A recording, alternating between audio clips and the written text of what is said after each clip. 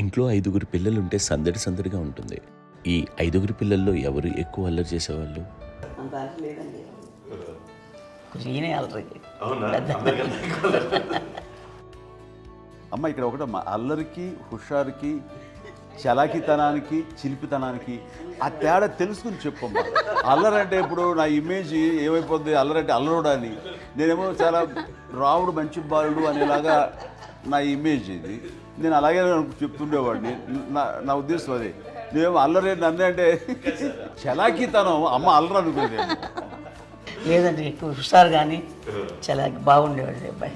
ఇంట్లో పనులన్నీ నీకు సాయంగా ఉంటాయి? అవునండి, వాడే చేసేవాడు. అది ఇంట్లో ఎవరు ముట్టుకునేవాడు కాదు. మా నాగబాబు అస్సలు ముట్టుకునేవాడు కాదు. అన్నిటికీ నాకు ఆయన సహాయమే పాపం. నాన్న ఆయన ఉద్యోగం వెళ్ళిపోయారు. నేను పాక్కుంటూ అలాగా వెళుతూ వెళ్ళిపోయాను. నాకు తెలియదు.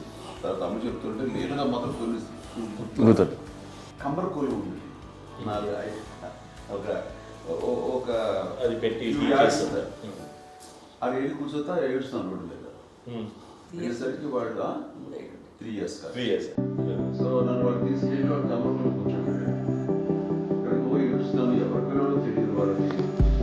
సో అది ఒక గంట పోయిన తర్వాత అమ్మాయి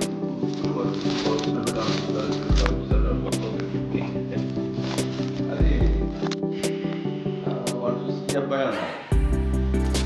కాదు ఈ అబ్బాయి మా అబ్బాయి ఏంటమ్మా అంటే ఆ కమర్పూరిలో ఎంత కూర్చోబెట్టాడు కదా, బస్ అంతా పూజ చేస్తున్నావో కాదు కానీ ఆ కమర్పూరిలో కూర్చోబెట్టండి అది మసి తీసుకొని ఇంకా నవ్వలేదు. అంత తలుపుడిస్తే నా బిడ్డ కాబట్టి అమ్మ వెళ్ళిపోతుంది మళ్ళీ డౌట్ చాగింది. అది రావు నేను నా బిడ్డ వేసాను.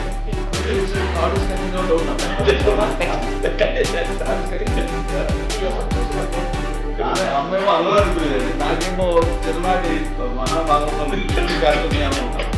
ఆయన మహానుభావులు అందరికీ ఆ లక్షణం ఉంటుందేమో చిన్నప్పుడు బాబు